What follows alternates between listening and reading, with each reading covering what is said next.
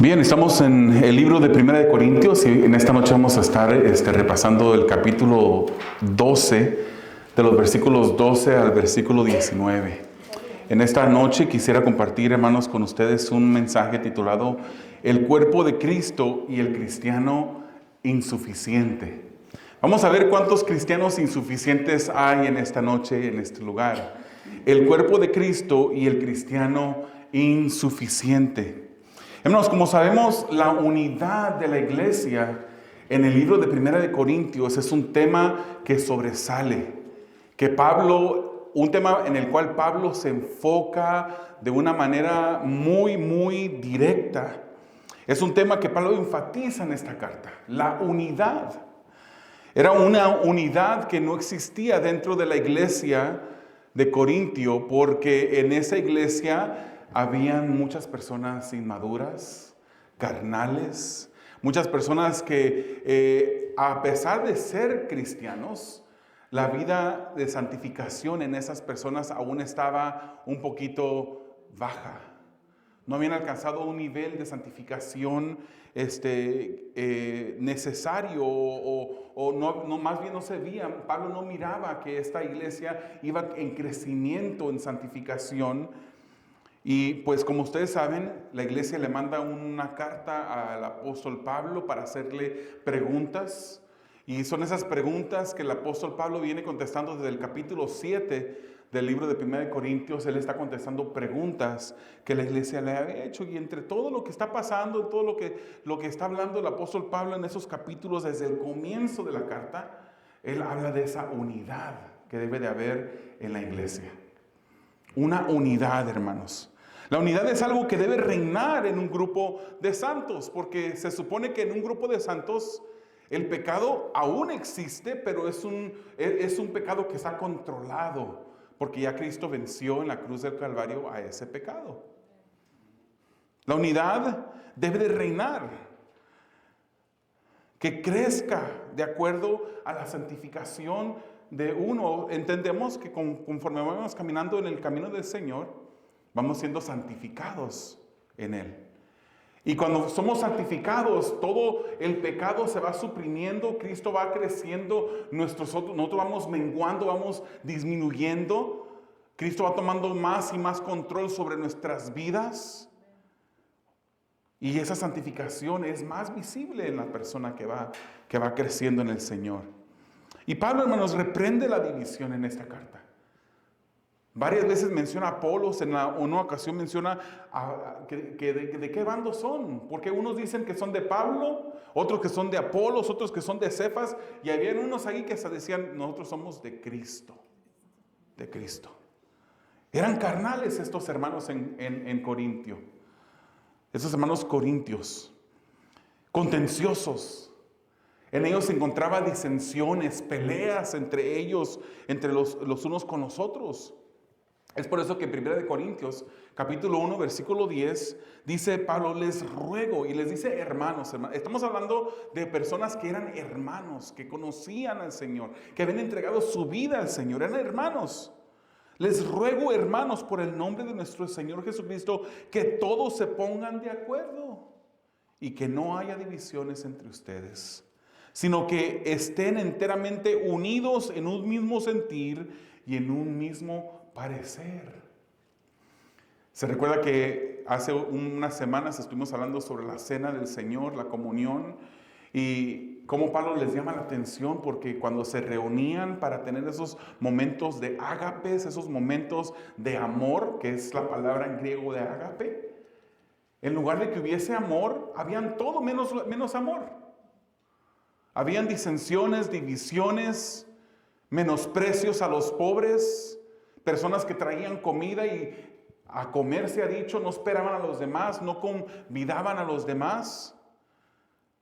Y Pablo pregunta en el mismo capítulo 1 de esta carta, en el versículo 13, ¿acaso está Cristo dividido? ¿Está Cristo dividido? ¿Acaso es el ejemplo ese que Cristo nos ha dejado?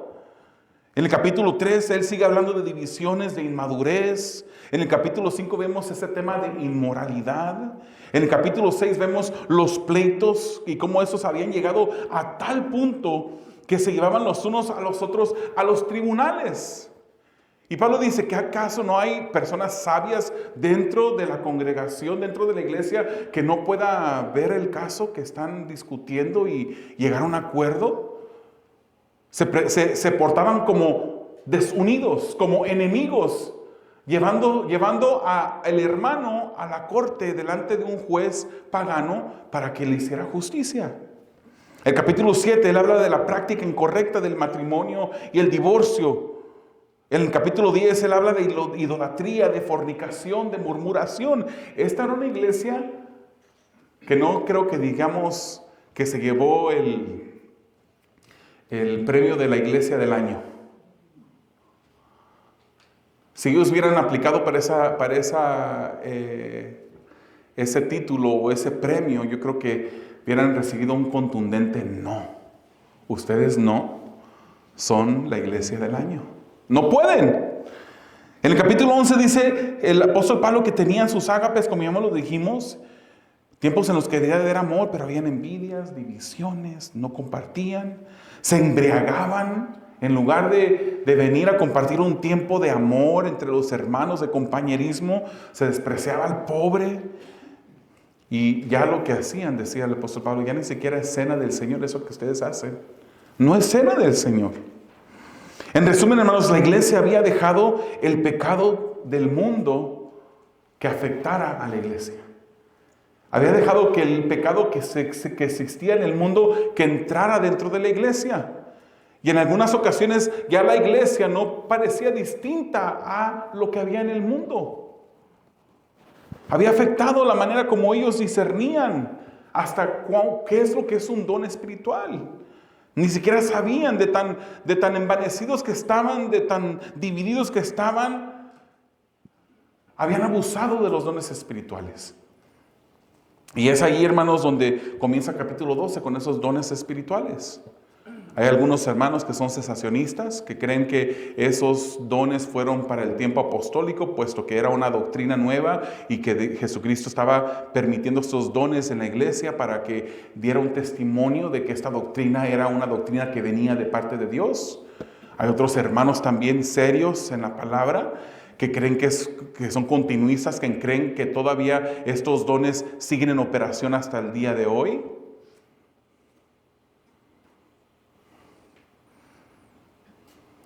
Pero los hermanos en Corintio no podían ni siquiera discernir cuando algo venía de parte de Dios. A tal punto, hermanos, que habían personas que decían que tenían el don de lenguas o el don de profecía o de sabiduría, de conocimiento, y decían que Jesús era anatema. Eso lo menciona al comienzo del capítulo 12. Y Pablo corrige eso y dice, no puede una persona que está hablando por el Espíritu decir que Jesús es anatema, así como ninguna persona, al menos de que el Espíritu le mueva a decir que Cristo es el Señor, no podrías decirle Señor. Y eso es lo que el apóstol Pablo está diciendo en su actitud de división, de desprecio hacia otros. Los corintios buscaban los dones sobrenaturales, de índole extraordinario, los que fueran más espectaculares. Querían que la luz se enfocara en ellos, que el enfoque estuviera en ellos, que ellos querían eso, lo espectacular de los dones. En la vida cristiana, hermanos, estos corintios deberían de portarse diferente. Y Pablo los exhorta a los corintios a servirse mutuamente, a comportarse como lo que eran, uno en Cristo. Uno en Cristo. Pablo usa ejemplos, hermanos, para motivarlos a la unidad. En el capítulo 3 él dice, Jesucristo es el único cimiento sobre el cual el templo de Dios está construido. En el capítulo 6 él dice que todos somos templos del Espíritu Santo. Ahí hay una unidad, es un solo Espíritu. Yo no tengo un Espíritu Santo dentro de mí que es diferente al Espíritu Santo que usted tiene como creyente dentro de usted. Es el mismo Espíritu de Dios, el mismo Espíritu Santo. En el capítulo 12, él dice, hay diversidad de dones, diversidad de ministerios, diversidad de poder. Así comenzamos con la semana pasada. Pero la fuente es una, dice él, Pablo. Ese es Dios. Dios es la fuente. Y en esa sección ahora, hermanos, Él va a usar otro ejemplo más para motivar a la iglesia en Corintio a la unidad. Y va a usar esa comparación al cuerpo humano. El primer punto de esa noche, versículos 12 y 13. Unidos en un solo bautismo. Lea conmigo esos dos versículos. Dice, porque así como el cuerpo es uno y tiene muchos miembros, pero todos los miembros del cuerpo, aunque son muchos, constituyen un solo cuerpo, así también es Cristo. Pues por un mismo espíritu todos fuimos bautizados en un solo cuerpo, ya judíos o griegos, ya esclavos o libres. A todos se nos dio a beber del mismo espíritu. Entonces este versículo 12 lo que nos está diciendo es que todos somos parte de un solo cuerpo. El cuerpo humano, hermanos, es una de las creaciones de Dios más maravillosas. Podemos ver bellezas en la naturaleza, ¿verdad? Las montañas, pero no tienen vida, no es una creación orgánica en las montañas. Las flores, muchas cosas preciosas con diferentes colores, formas, que uno se queda asombrado por lo que Dios hizo. Pero el cuerpo humano es especial. La creación en el cuerpo humano, una creación orgánica que el Señor hace, muestra la sabiduría. Es evidente cuando los científicos examinan el cuerpo humano y cuando uno alcanza a leer esas cosas que los científicos escriben y que nos dan a entender a nosotros sobre el cuerpo humano, es asombroso lo que el cuerpo humano es. Pero no se necesita ser científico, hermanos, para poder ver que el cuerpo humano está hecho de diferentes partes o miembros, ¿verdad? ¿Sabían eso todos, verdad? Hay diferentes miembros en el cuerpo que Dios le ha prestado. Diferentes funciones. Usted no mira con la nariz, mira con los ojos. Tiene el olfato por la nariz. No escucha con los pies, escuchamos con los oídos. Cada parte tiene una función específica, diferentes funciones, pero todos los miembros del cuerpo humano como parte de un solo cuerpo no se puede dividir y hacerse tampoco múltiples cuerpos de uno. Es indivisible. No podemos decir, ok, hermanos, voy a pedirle que usted me preste su brazo izquierdo porque de ahí vamos a hacer un cuerpo o van a hacer un cuerpo más. No. Ese brazo izquierdo se separa de su cuerpo, se muere. Se muere. Es indivisible el cuerpo. El cuerpo es uno.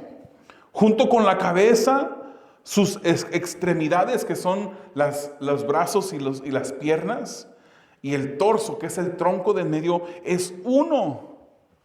Si le falta la cabeza, ¿cómo le llamamos a eso? ¿Un cuerpo humano viviente? Es un cadáver. Se convierte en un cadáver. Si le falta el torso en medio y toda la cabeza, los brazos y las piernas están separados, ¿qué pasa con eso? Hay muerte. Si le falta las extremidades, puede subsistir el cuerpo humano, pero también sabemos y podemos reconocer que ese cuerpo humano no es lo que Dios lo diseñó para que fuera. Pierde funciones. Ya no funciona de la misma manera. Ya no puede correr como corría antes si le falta una pierna. Inclusive, hermanos, si usted ha hablado alguna vez con una persona que por alguna razón u otra perdió uno de los dedos del pie, el balance del cuerpo es afectado de una manera fuerte. Lo notan, se puede ver y tiene que ajustarse, tiene que estar cuidando de eso, porque hasta el dedo chiquito que el Señor puso en nuestros pies es necesario para la función correcta del cuerpo. Entonces Pablo nos está diciendo que así también es Cristo. Cristo es la cabeza de su cuerpo. Él es la cabeza de la iglesia. Cristo es la iglesia. La iglesia es parte del cuerpo de Cristo. Es Cristo. Es algo como misterioso ahí, hermanos. La palabra del Señor nos dice que nacimos de nuevo y no sabemos exactamente cómo pasa eso. La palabra del Señor nos dice que nos quitará el corazón hecho de piedra y nos pondrá un corazón hecho de carne. ¿Cómo lo hace? Dios lo hace. Pero Cristo, la iglesia, forma parte de Cristo. No somos diositos. No. Pero somos parte de su cuerpo. Somos parte de su cuerpo. Y la función o la meta del cuerpo es que nosotros demos a conocer a Cristo. Amén. Somos parte del Cristo único y de allí más razón porque su iglesia sea santificada, hermanos. Cuando yo hablé con los hermanos sobre traer ese estudio de 1 Corintios a la iglesia, fue un contundente amén. Corintios, podemos ver que el enfoque de este libro es la santificación. De nada nos sirve, hermanos, tener un grupo grande de personas carnales. O de poco sirve, vamos a decirlo así, porque pues la iglesia en Corinto era carnal, ¿verdad? Pero debemos de buscar, de aspirar, de esforzarnos por que Dios nos santifique a nosotros. ¿Cómo lo hacemos? ¿Con un buen deseo? ¿Cómo lo hacemos? Simplemente viniendo a la iglesia todos los jueves y los domingos, ya con eso Dios nos va a santificar. ¿Algo de santificación surge de eso? Claro que sí, porque escuchamos la palabra nos ministra, nos confronta, nos corrige. Pero no es suficiente eso. Tenemos que caminar con Cristo, en Cristo, todos los días de nuestra vida. Examinarnos para ver qué es lo que está mal en nosotros, qué es lo que Cristo quiere cambiar en nosotros. Examinarnos para que confirmemos que estamos en la fe. Tenemos una función de dar a conocer a Cristo y tenemos que ser una iglesia que busque la santidad de Dios, que seamos purificados de pecado. Entonces el versículo 3, hermanos, nos da una respuesta. La respuesta a la pregunta, ¿cómo fuimos hechos miembros del cuerpo de Cristo? Bueno, fuimos bautizados por un mismo Espíritu. Ahí no está clara la traducción, si será lo más correcto decir por un mismo Espíritu o en un mismo Espíritu. Y sabemos, hermanos, que esto no es un bautismo en agua, ¿verdad? Esto es una obra sobrenatural. Una obra que Cristo hace cuando nos bautiza. No estamos hablando de sumergirnos en agua, ese es uno de los sacramentos. Eso cuando usted ya ha venido en fe, usted viene a las aguas para hacer un testimonio público de lo que Cristo ya ha hecho en su vida dentro del Señor. Ya lo cambió, simplemente estando testimonio, tomando un paso de obediencia y es bautizado. Pero ese bautismo no lo hace más santo, no lo acerca más a Dios, no le completa la fe. La fe es la que nos trae salvación. Fuimos bautizados en un mismo Espíritu. Cristo es el que bautiza con el Espíritu Santo. Marcos 1:8 nos dice, yo los bauticé a ustedes con agua. ¿Quién está hablando aquí? Juan el Bautista. Pero él los bautizará con el Espíritu Santo. Lucas dice, con el Espíritu Santo y fuego. Fíjense qué interesante, recuerden lo que yo dije la semana pasada sobre lo que el pastor Miguel Núñez dice sobre el ámbito hispano. el ámbito del tercer mundo. Él dice que en el tercer mundo es muy animista. Ellos están acostumbrados a saber y escuchar de que se hablaron con los espíritus, que se presentan brujas, que hacen esto, que hacen lo otro. Y dice, lamentablemente, el pastor Miguel Núñez dice que lamentablemente muchas personas, por ese mismo contexto animista del tercer mundo, tratan de espiritualizar sus contextos en donde vivían antes. Y cuando pensamos nosotros, hermanos, Espíritu Santo y fuego, uno dice, wow, qué bueno, Él nos va a bautizar con Espíritu Santo y fuego del Espíritu Santo. No es eso. Aquí no está hablando de fuego del Espíritu de Dios. Aquí está hablando de dos opciones. Aquí se está evangelizando a las personas. Unos van a ser bautizados y es Cristo el que va a bautizar a aquellos en su Espíritu Santo, aquellos que vengan en fe a Él. O los va a bautizar en fuego. Es un juicio, es castigo para aquellos que, habiéndosele ofrecido la oportunidad de conocer, de venir en fe a Jesús, no lo aceptan. Entonces, Juan decía, Él es el que los va a bautizar. Cristo es el que bautiza, hermanos. El agente es el Espíritu Santo, pero Cristo es el bautizador, el que nos bautiza. Ese es el bautismo en el Espíritu Santo. No hay otro. No hay otro. A esto es lo que la palabra del Señor se refiere cuando somos bautizados por el Espíritu Santo. Está hablando que somos sellados con el Espíritu. Que venimos a Jesús en fe, nos entregamos a Él, le pedimos perdón, nos arrepentimos por nuestros pecados. Queremos ahora, hay un nuevo nacer en nosotros. Queremos ahora dejar las cosas del mundo y seguir a Cristo.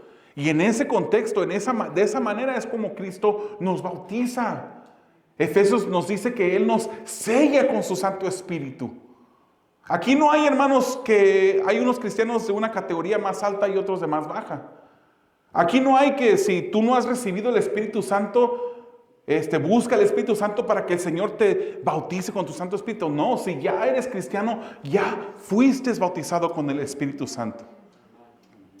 Ya fuiste sellado con su Espíritu. No hay otro bautismo del Espíritu Santo sino aquel que el cristiano, el creyente recibe en el momento que viene al Señor.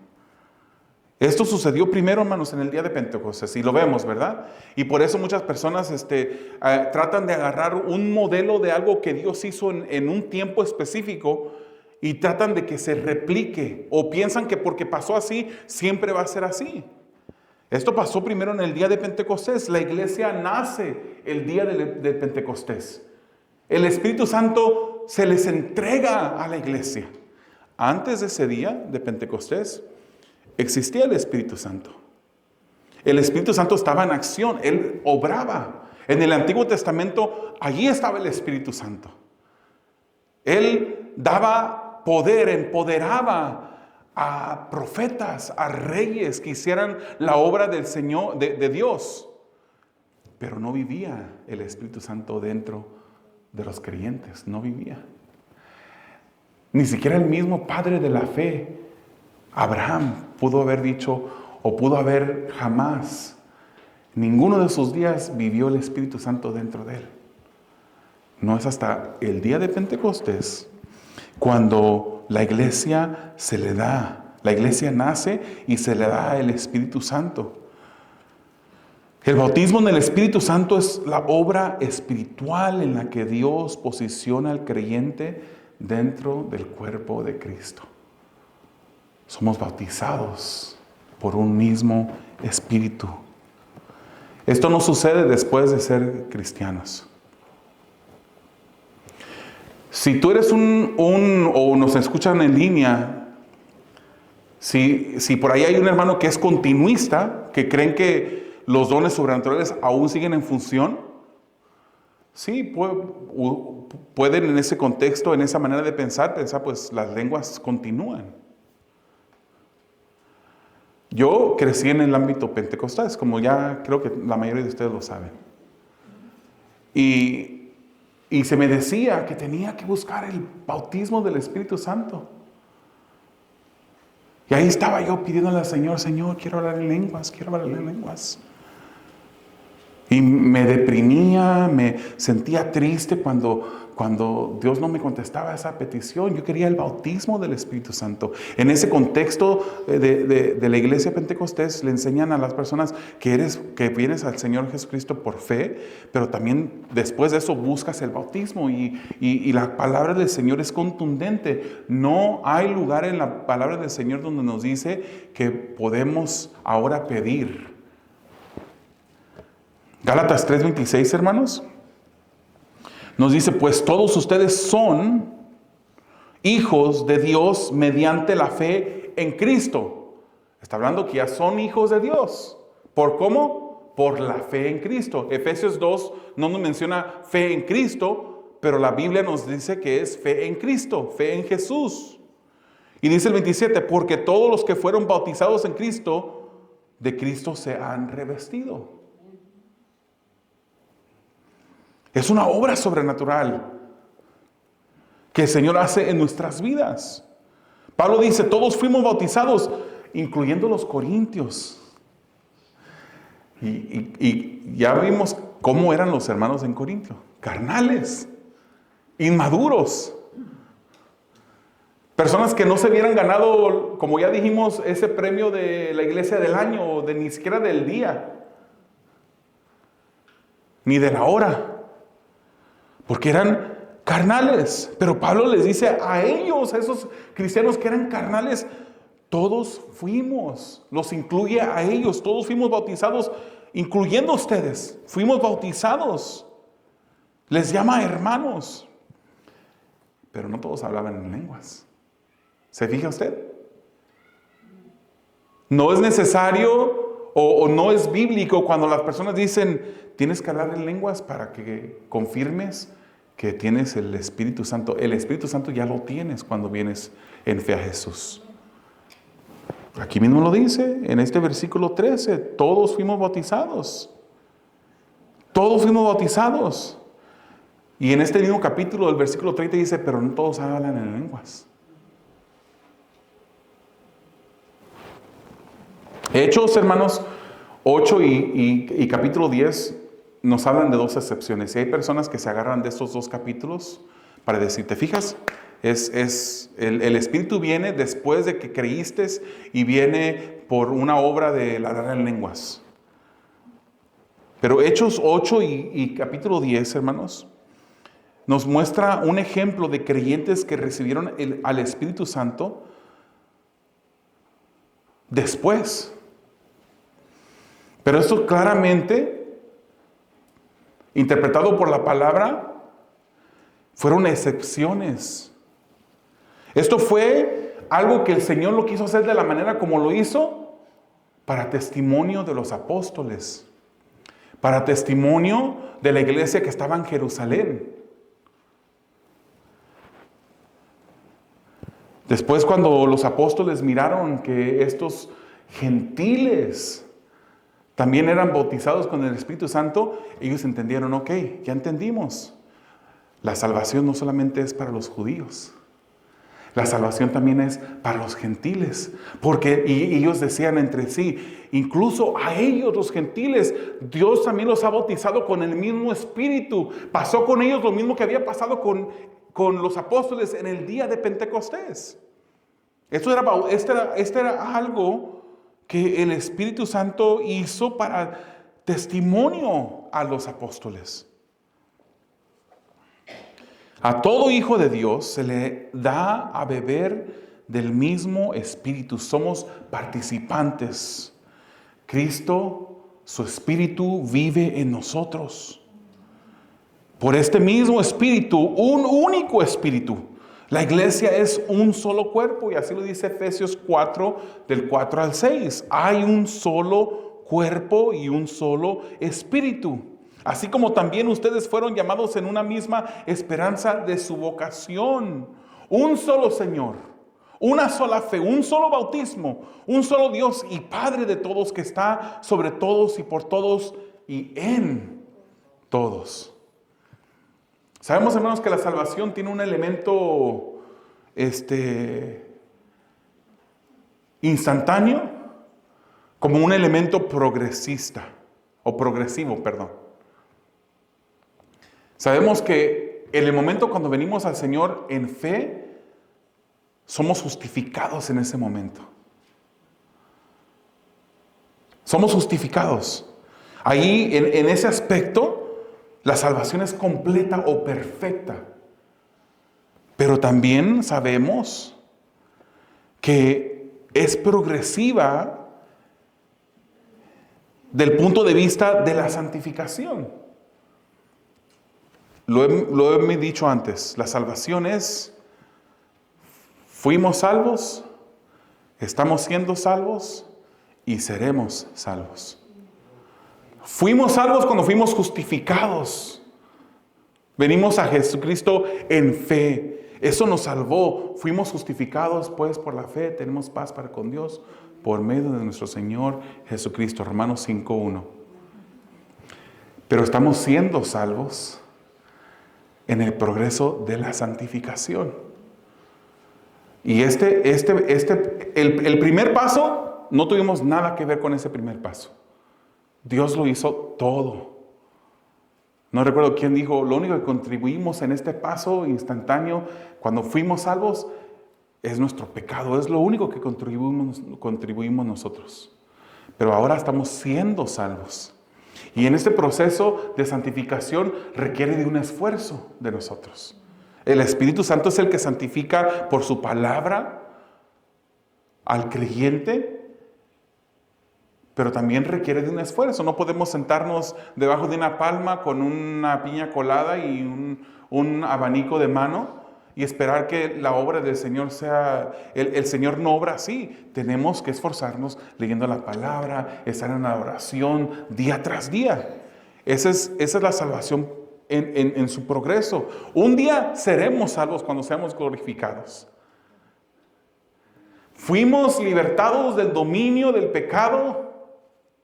Estamos siendo limpios del pecado. Un día el pecado ya no estará. Ya no estará ahí. Y el Espíritu Santo es el que sella nuestra salvación. Y nos hace formar parte de un único cuerpo. Segundo punto, la envidia y el orgullo del hermano insuficiente. Usted se podrá pensar, versículos 14 y 17, ¿dónde saca el hermano David envidia y orgullo? Ahorita vamos a examinar. Léalo conmigo, porque el cuerpo no es un solo miembro, sino muchos. Si el pie dijera, porque no soy mano, no soy parte del cuerpo, por eso deja de ser parte del cuerpo. No por eso, perdón, deja de ser parte del cuerpo. Y si el oído dijera, porque no soy ojo, no soy parte del cuerpo, no por eso deja de ser parte del cuerpo. Si todo el cuerpo fuera ojo, ¿qué sería del oído? Si todo fuera oído, ¿qué sería del olfato? En el versículo 14, Pablo declara lo obvio. Está diciendo lo obvio, hermanos. Un solo miembro no equivale a un cuerpo entero. Un brazo por sí solo no es un cuerpo. Una nariz por sí sola no es un cuerpo. Imagínense, hermanos, un brazo gigantesco. No sería un cuerpo, es una anomalía, no sería algo normal. Una nariz gigantesca, aquí, de mi tamaño, la nariz. Sería algo anormal. Somos un cuerpo, muchos miembros, un cuerpo. Y los miembros siguen la dirección de la cabeza. ¿Sabía usted, hermanos, que el cerebro es la que le da las órdenes a todo su cuerpo? Ahorita este movimiento que estoy haciendo, con mi brazo, el cerebro es el que le está dando la orden a mi brazo de moverse. Todo el cuerpo recibe dirección de la cabeza. Y los miembros trabajan en conjunto. Versículo 15 y 16 nos ayudan a no despreciarnos a nosotros mismos, ni tampoco despreciar a otros. Fíjese, muy interesante esto. ¿Por qué digo yo que el versículo 15 y 16, cuando dice, porque no soy un cierto tipo de miembro, entonces ya no soy parte del cuerpo. Y Pablo dice, no por eso deja ser parte del cuerpo. Estos versículos 15 y 16 nos ayudan a no despreciarnos a nosotros mismos, ni a despreciar a otros. ¿Por qué? Recordemos el contexto en el cual estamos leyéndolo. No podemos leer estos versículos simplemente sin recordar lo que está pasando en la iglesia de Corinto. Una iglesia inmadura, ¿verdad? Cizañosa. Por el contexto, yo creo que Pablo se dirige al que se autodesprecia. Recuérdese, todos tenemos dones que el Señor nos ha dado. Todos, por lo menos uno, o a lo mejor múltiples dones. Todos tenemos dones. Y no debemos de despreciar el don que Dios nos ha dado. Recordemos el contexto. Había en la iglesia divisiones. Eran envidiosos. Abusaban los dones espirituales. La envidia los movía a querer la atención para ellos mismos. Ellos querían ser admirados. Yo me recuerdo una vez que me sucedió esto, hermanos. Y se los voy a compartir. Tenía 8 años. Fue la primera vez que yo prediqué en la iglesia. Prediqué en un servicio que se le llamaba un servicio de niños, ¿no? Así se acostumbraba. Donde los niños eran los que abrían, los niños eran los que tocaban, cantaban y también los niños predicaban. Pero era una congregación, pues, se juntaban los niños, pues, de la iglesia. Así se acostumbraba. Y yo prediqué mi primer prédica fue sobre el arca de Noé. Hermanos, si usted supiera lo que yo me imaginaba que yo hacía ahí en el púlpito. Yo me imaginaba que yo me subía al púlpito y hacía una prédica donde todos los niños iban a caer llorando y venían a Cristo. Y en esa prédica yo no me acordé ni siquiera que los animales entraron al arca, ni se me olvidó mencionarle el arca. Me fue desastrosamente. Tanto que ese fue mi debut y mi retiro. Porque no volví a predicar hasta que ya tenía muchos más años. Yo tenía, hermanos, yo quería que el enfoque cayera sobre mí. Yo quería que el Espíritu de Dios me usara de una manera terrible, maravillosamente. Y eso seguramente, hermanos, sabemos que la Biblia nos dice que el que anhela obispado, buena cosa desea. Pero ese anhelo del cual habla la Biblia no se fundamenta en el orgullo, no se fundamenta en la envidia, en el deseo de ser admirado. Es un llamado irresistible de Dios para ser usado para su gloria. Para que cuando las personas me escuchen a Cristo, no me escuchen a mí. Que no me vean a mí, que vean a Cristo. En una iglesia inmadura y pecaminosa como la iglesia en Corinto, los creyentes deseaban los dones más llamativos. Pablo acaba de repasar en los versículos del 1 al 11 algunos de los dones espirituales. Tanto era la ambición de muchos de ellos, hermanos, que deseaban los dones más llamativos, los más espectaculares, los más sensacionalistas. No querían ministración, querían escándalo y sensacionalismo. Habían abusado de los dones. Ignoraban el don del amor, el don del servicio. Ignoraban la necesidad de la unidad en la iglesia. Es en ese contexto, hermanos, en que leemos el versículo 15 y 16. En ese contexto. Aquí no hay una humildad que la persona dice, es que como yo no soy oreja y soy ojo, pues ya no soy parte del cuerpo. Aquí lo que había era una falsa humildad. Había orgullo. Orgullo de un hermano que se siente insuficiente. ¿Cuántos de ustedes han sentido como que Dios no le ha dado algún don ni siquiera para servir en la iglesia? Es posible que genuinamente estés así, diciendo, pues yo no sé cuál es el don que Dios me ha dado. Te aseguro que Dios te ha dado por lo menos un don. Pero hay personas que sí saben el don que Dios les ha dado, pero no quieren usarlo porque menosprecian el don que Dios les ha dado. No quieren usarlo para el beneficio, el bien común de la iglesia. Aquí no hay humildad de alguien que pueda reconocer el don de Dios que Dios ha dado a otra persona y alabar a Dios porque ha hecho de este hermano, le ha regalado este don. Aquí hay autodesprecio sobre los dones que Dios les había dado a cada uno. Recuerden, hermanos, Dios ha dado a cada creyente por lo menos un don. Estos despreciaban su don y despreciaban de paso la obra de Dios. Despreciar ese don que Dios te ha dado. Decir, es que yo quería este otro don y no me lo dio, me dio este don. Es despreciar no solamente el don, el regalo que Dios te dio, sino es despreciar a Dios mismo. ¿Alguna vez usted de adulto le han regalado algo que no le gustaba? Y en el momento cuando abre ese regalo dice, ya sé a quién se lo va a regalar.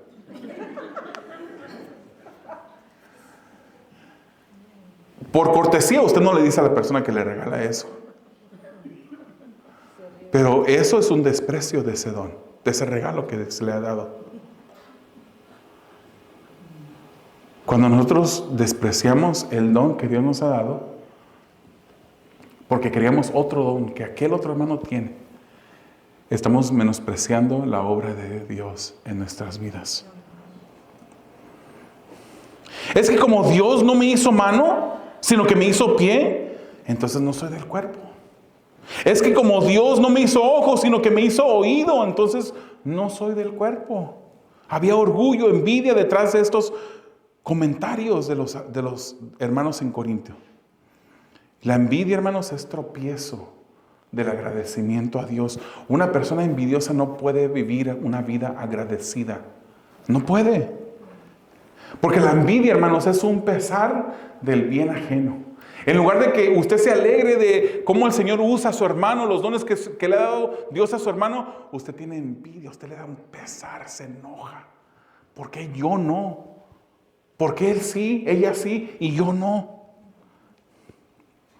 Y en el versículo 17 el apóstol dice, si todos tuvieran un mismo don, ¿qué sería de los otros dones? Es lo que está diciendo él aquí. ¿Qué sería? ¿Cómo podríamos ser edificados? Alertados. ¿Cómo pudiera la iglesia tener discernimiento si todos hablaran en lenguas? ¿Cómo pudiera la iglesia tener el don de fe si todos tuvieran el don de profecía?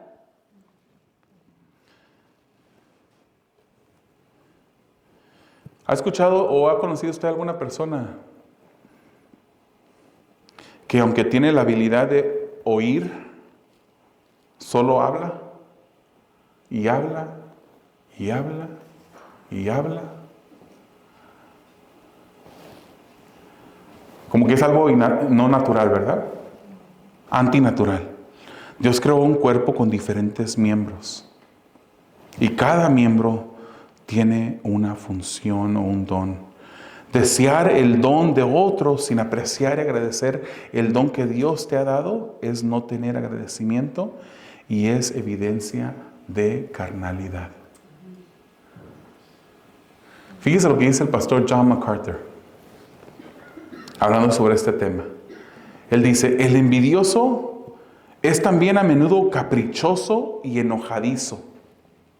Si no se hacen las cosas como él quiere, recoge sus juguetes y se va a su casa y deja de jugar con los demás. Pero esa actitud no refleja humildad. Es egocéntrica, egoísta y una afrenta para la sabiduría y el amor de Dios. Eso es lo que dice el pastor John MacArthur. ¿Estamos en este campo nosotros? La envidia y la falta de agradecimiento es pecado, hermanos. Despreciar el don que Dios nos ha dado es pecado. Es necesario en medio de la comunidad de los santos ejercer nuestro don. Ninguno de ustedes es insuficiente. Ninguno de nosotros somos insuficientes. Ejercitemos el don en la iglesia. Dios te lo dio para que lo pusieras por obra.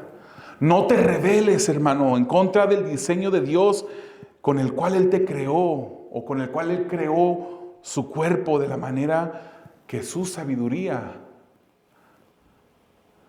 lo quiso o lo hizo. El último punto para cerrar en esta noche, la suficiencia del sabio creador, versículos 18 y 19. Ahora bien, Dios ha colocado a cada uno de los miembros en el cuerpo según le agradó. Y si todos fueran un solo miembro, ¿qué sería del cuerpo?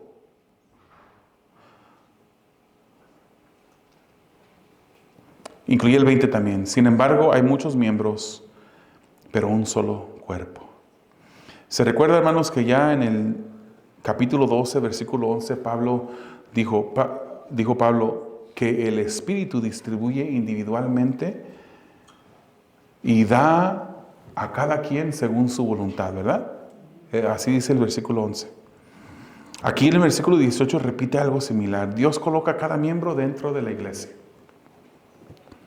La pluralidad de miembros es un diseño de Dios. Pero también la individualidad de cada miembro es un diseño de Dios. Dios nos ha hecho a cada uno de nosotros diferentes y nos ha dado diferentes dones. Cada miembro trae a la congregación lo necesario para el correcto funcionamiento de la iglesia, para la gloria de Dios. Cada persona. En su sabiduría Dios sabe bien lo que hace, hermanos. Si en verdad los corintios reconocían la unidad del cuerpo entre diferentes miembros, ellos debían de reconocer la sabiduría de Dios. Cada miembro corintio era un regalo de Dios para la iglesia. Usted, hermanos, cada uno de ustedes es un regalo de Dios para la iglesia también. Cada persona debía de usar su don y así vivir en la voluntad del diseño del Creador. Usted debe también de usar su don y vivir de acuerdo al diseño del Creador. Cada persona debía saber que es suficiente lo que Dios quiere que sea. También cada uno de nosotros debemos de saber que somos lo que Dios quiere que seamos. Si todos fuéramos lo mismo, qué aberración, hermanos, imagínense. Todos los hermanos aquí tenemos el don de servicio y todos venimos y barremos, tenemos limpia la iglesia. Pero no hay nadie que Dios use en la profecía, en la predicación de la palabra. Entonces todos estaremos sentados esperando. Si todos estuviéramos queriendo ese don de profecía, de predicar en la congregación, y nadie de nosotros quisiéramos servir en otras áreas, estaremos aquí enfrente peleándonos por el micrófono. Yo quiero el micrófono, no, tú, no, yo. Recordemos, no vivimos uniformidad, vivimos unidad. La uniformidad sería que tuviéramos los mismos dones, pero no, tenemos dones diferentes. Pero entre esa diversidad vivimos en unidad. Si hemos venido a Jesús en fe, hemos sido bautizados en el Espíritu. Ya hemos sido bautizados en el Espíritu, hemos sido sellados con el Espíritu. El Espíritu es lo que nos hace uno. Ese es el primer punto de aplicación en esta noche. Recordemos, Dios quiere la unidad de nosotros. El segundo punto de aplicación, recordemos que debemos examinar si hay envidia en nosotros. Si lo que parece humildad en realidad es falsa humildad que se manifiesta en un sentimiento de insuficiencia. No nos sintamos de esa manera, porque Dios nos hizo como Él quiso, perfectamente con ese don que Él quiere que nosotros ejerzamos dentro de la iglesia. Tercer punto de aplicación, recordemos, Dios dio uno o más dones a cada uno. La pregunta es, ¿los estamos usando? ¿No desempeñar tu don es rebelarte en contra de Dios. Es rebelarte en contra del diseño de Dios. Es pecado. ¿Será que usted es inmaduro o envidioso? ¿O deseamos cuestionar la sabiduría de Dios? No cuestionemos los dones que Dios nos dio. Vivamos para su voluntad, para su gloria, en su voluntad, no para nuestra, hermanos. Vivamos la voluntad de Dios, porque vivir la voluntad de Dios es vivir feliz, contento, agradecido. Y por último, recordemos, somos un cuerpo. Y la voluntad de Dios es que este cuerpo tenga un buen funcionamiento. En su suficiencia, Él le dio a la iglesia lo que necesita para que la iglesia funcione bien. Para que tenga todo lo que necesita una iglesia, para que esa iglesia esté siendo edificada, se esté edificando. ¿Cuál es el don que Dios le ha dado a usted? ¿Lo está usando para la gloria de Dios? Oremos. Amado Dios, te damos a ti gracias por tu bondad, por tu palabra, porque por medio de tu palabra, Señor, tú nos corriges, nos llamas la atención, Señor, nos animas también. Nos ayudas, Señor, a examinarnos a nosotros mismos para asegurarnos, Señor, que estamos haciendo lo que tú quieres que hagamos para tu voluntad, en tu voluntad, Señor, para tu gloria. Ayuda a cada uno de mis hermanos aquí presentes, Señor. Que ellos sean, Padre, quien vengan a ti, Señor, pidiéndote, si no saben qué don, que puedan venir a ti, Señor, pidiéndote cuál es el don que tú les has dado. Que tú les contestes claramente, Señor, y que no solamente sea para que ellos sepan, sino para que ellos ejerciten ese don que tú les has dado. Señor, si alguno aquí, Señor, ya sabe el don que tú les has dado, pero se han rehusado a usarlo para tu gloria y para el bien de tu iglesia. Te pido, Señor, que tú cambies eso y que tú muevas, Señor. Sobre todo, Padre, ayúdanos a mantener la unidad. Hemos sido bautizados, todos hemos tomado del mismo Espíritu. Es el Espíritu Santo, el mismo Espíritu que vive dentro de cada uno de nosotros. Es el Espíritu el que nos hace uno en medio de nuestra diversidad. Así que te damos la gloria y la honra. Ayúdanos a honrarte, Señor, por medio de cómo practiquemos la unidad. Para tu gloria y para tu honra lo pedimos. En el nombre de Jesús. Amén.